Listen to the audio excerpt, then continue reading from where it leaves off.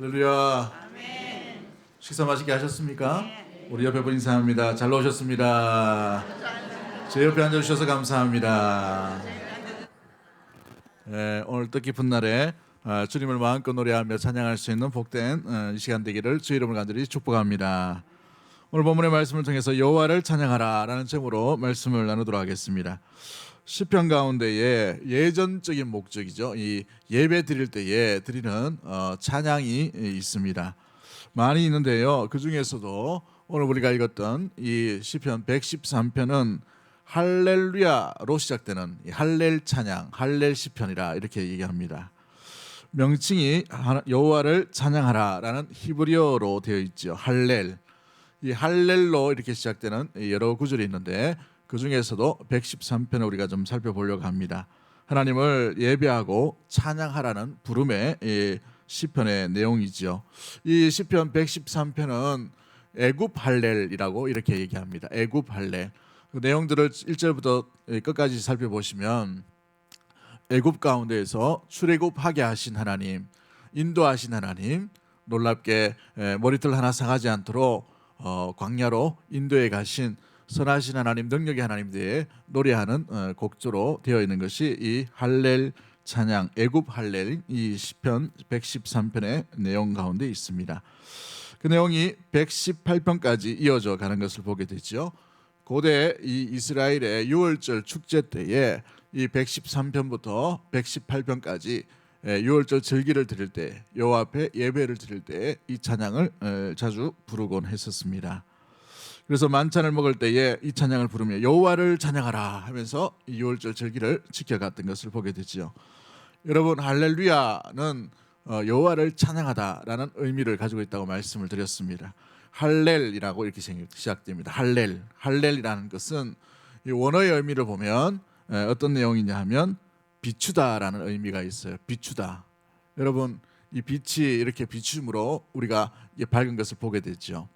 그런데 여기서 나오는 이 할렐이라는 비춤은 어떤 비춤이냐 하면 원래의 빛이 아니라 태양빛이 이렇게 비춰짐으로 말미암아서 반사되는 빛입니다. 그래서 반사되어짐으로 비춰가다라는 의미를 가지고 있어요. 마치 태양이 달에게 이렇게 비추면 달이 밤인데도 불구하고 어떻게 됩니까? 환하게 빛나는 것처럼 그렇게 비추는 것이죠. 그래서 원어의 의미가 이 할렐에 비추다라는 의미가 있는 모습들 가운데 우리가 살펴보는 것이 뭐냐 하면 우리는 하나님의 은혜에 대해서 우리 스스로는 하나님의 은혜를 끼칠 수는 없어요. 그러나 받은 은혜에 대해서 많은 이들에게 비추어주는 역할들을 하게 됩니다. 이것이 성도의 모습이요, 공동체의 아름다운 모습이 되는 것이지요. 주님께서 우리에게 맡겨주신 귀한 은혜, 또 부어주신 놀라운 선물들, 하나님의 그 사랑에 대해서 받은 바 은혜를 우리만 간직하는 것이 아니라 많은 이웃에게 비출 수 있는 비춤의 도구가 되기를 주의 이름으로 간절히 축복합니다. 그래서 우리 찬양대가 주님 앞에 찬양할 때에도 마찬가지예요. 주님께서 비춰주신 은혜, 그 감격, 그 놀라운 사랑, 그걸 가지고 그게 동력이 되고 그게 힘이 되어서 여호와를 찬양할 수 있는 것이지요. 내가 노래 잘한다고, 내가 은사가 있다고 그렇게 해서 찬양할 수 있는 것이 아닙니다. 여러분, 찬양이란 누가 들으셔야 되는 겁니까? 하나님이 들으셔야 되는 거예요. 물론 사람도 함께 즐거워하며 축제 가운데 여호와를 함께 감동받아서 노래하며 찬양할 수 있겠지만 찬양의 주인공은 우리 하나님 아버지인 줄 믿습니다. 그러므로 하나님의 은혜에 대해서 우리가 비춤의 역할들을 제대로 하는 것이 맞는 것이지요. 특별히 우리 찬양대 대원들은 목사가 마치 앞에서 설교하듯이 찬양을 인도해 가는 사람들입니다. 여러분, 단순히 5분 정도 찬양하는 것 쉽게 보이기도 하고 그냥 얼굴로 이렇게 보여지는 것처럼 보이지만 여러분, 깊은 의미가 있어요.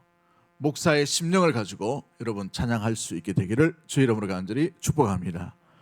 여러분, 목사가 설교를 준비하려면 최소한 짧게 하시는 분은 8시간을 합니다. 길게 하시는 분은 일주일 내도록 걸려요.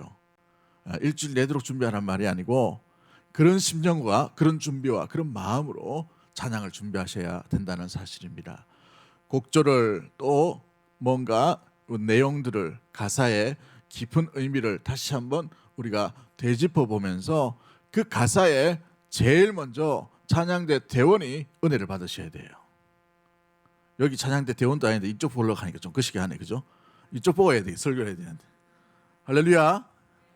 오늘 또 많이 앉으셨는데 여러분이 먼저 찬양의 가사에 은혜를 받으셔야 돼요. 아니면 여러분의 찬양이 때로는 이게 능력이 없는 그냥 울리는 꽹과리와 같은 이 꽹과리와 같은 역할들을 할 수밖에 없는 것이죠. 저도 찬양대도 써보고 찬양팀도 해봤습니다만은 찬양팀으로 일할 때에 베이스 기타를 쳤어요. 예전에 좀 말씀드렸지만 베이스 기타가 너무 좋은 거예요. 오늘 라켄이 어디 가뿐나 어디 갔노? 도망갔구나. 위에 있어요? 예, 베이스 기타 너무 잘 쳐요. 얘가 제 실력보다 옛날에 제 전성기 때보다 좀 뭐하지만 하여튼 저 펑키도 쳤습니다. 이렇게 이것도 하고 좀 재밌게 쳤어요.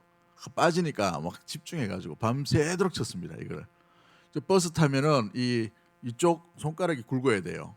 뼈마디가. 그래서 이렇게 연습하고 이렇게 하고 그다음에 이쪽도 구둥살이 다 베기고 이쪽도 구둥살이 다 베겨요. 헌혈하다 보니까 헌혈하는 손가락에 피가 안 나오는 거예요. 뭐 하시는 분입니까? 물어보더라고. 그래서 기타 좀 칩니다 하니까 기타 친다 한쪽만 그럴 텐데 베이스 기타 칩니다 하니까 양쪽이 다 이렇게 구둥살이 베길 정도로 이렇게 했죠. 그런데 이게 음률이 너무 좋은 거예요. 베이스 기본이잖아요. 쭉 깔아주고 뭔가 기본이 되고 안정적이고 모든 악기의 기초적인 것을 착 주도해 나가는데 너무너무 신나는 거죠.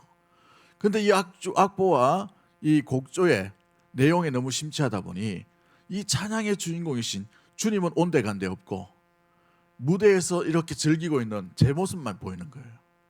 근데 이거 하다 보니까 이 신나서 막 하다 보니까 몇 달 지나고 나니까 영혼에 고갈이 오는 거예요. 고갈이. 즐겁지가 않더라고요. 찬양에 너무나도 신나게 열심히 열정적으로 했는데 그 미국에서 들여온 그 중고 가격으로 그때 당시 70만 원짜리 베이스 기타 대구에서 3대밖에 없는 그걸 치면서 했는데도 이 악기가 자랑스럽지 않아요. 즐겁지 않습니다. 그리고 결심을 하고 난 뒤에 그 찬양의 그 자리를 제 후배에게 남겨주고 맨 여기 앞자리에 딱 앉아서 찬양을 드렸어요. 근데 그때에 드렸던 그 찬양의 그 시간을 지금도 잊을 수가 없습니다. 그때의 그 감격, 그 은혜 회복되게 하신 것. 찬양이 회복되면 내 인생 가운데 우리의 삶 가운데에 주님의 주인 되심을 온전히 바라볼 수 있는 놀라운 계기로 변화시켜 가시는 것을 보게 되었습니다. 사랑하는 성도 여러분, 우리가 앉아서 부르든지 아니면 서서 부르든지 간에 찬양의 주인공은 우리 하나님 아버지인 줄 믿습니다. 이 가사에 우리가 은혜를 받지 못하면, 이 곡조에 은혜를 받지 못하면, 이 부르는 주님의 놀라운 역사하심과 인도하심에 우리가 감격을 느끼지 못하면 우리의 찬양은 능력이 없는 찬양이 되어버립니다. 능력이 없는 찬양이 뭐예요? 습관적인 찬양이 되어버립니다. 다윗을 보십시오. 다윗 한 사람이 여호와의 신에 감동됨으로 불렀던 찬양은 악기도 떠나가게 하는 놀라운 능력의 찬양의 모습들이었어요. 사울을 고칠 자가 없었는데 다윗이 켜는 이 수금, 다윗이 부리는 노래에 여호와의 신이 임하 있다는 말이에요. 성령이 임했다는 말이죠. 할렐루야. 주의 성령이 임하는 은혜 우리 찬양대가 되기를 주의 이름으로 간절히 축복합니다. 교회가 부흥하기 위해서는요, 찬양의 수준도 높아져야 돼요. 높아져야 되는데 뮤지션만, 스킬만, 실력만 늘면 큰일 납니다.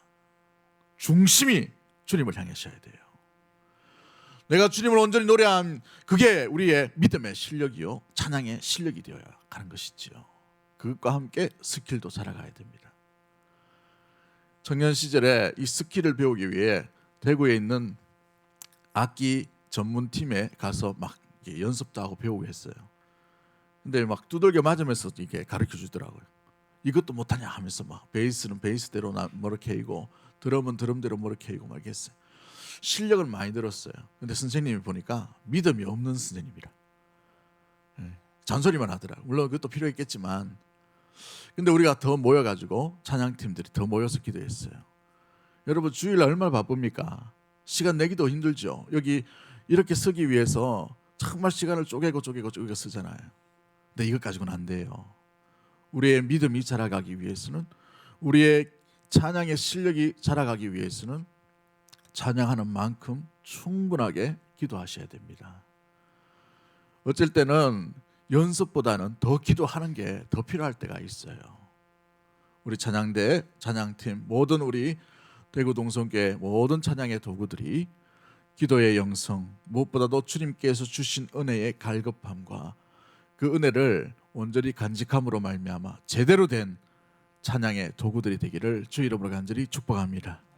여호와의 신이 충만하게 임하여서 이 자리에 연약한 심령들이 그 찬양의 그 아름다운 곡조가 첫 음이 울릴 때에 그때부터 마음의 문이 활짝 열려지고 찬양의 가사가 들려지면 들려질수록 우리의 생각이 나의 생각이 아니라 주님의 말씀의 생각이 아름답게 찾아오게 되고 여호와의 신 성령께서 충만하게 임함으로 말미암아서 우리의 마음 가운데 불안하고 두렵고 근심과 걱정이 있던 마음들이 주님의 평안과 평강으로 가득가득 채워짐으로 말미암아 바울과 실라가 감옥에서 불렀던 그 찬양에 놀라운 하나님의 능력이 나타났던 것처럼 우리 귀한 찬양대 찬양팀들이 바로 그런 아름다운 찬양의 도구들로 쓰임받게 되기를 주의 이름으로 간절히 축복합니다.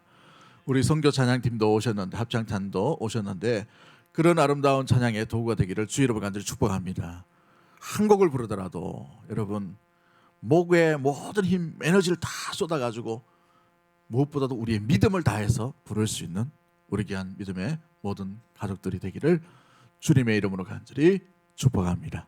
하나님 아버지 감사합니다.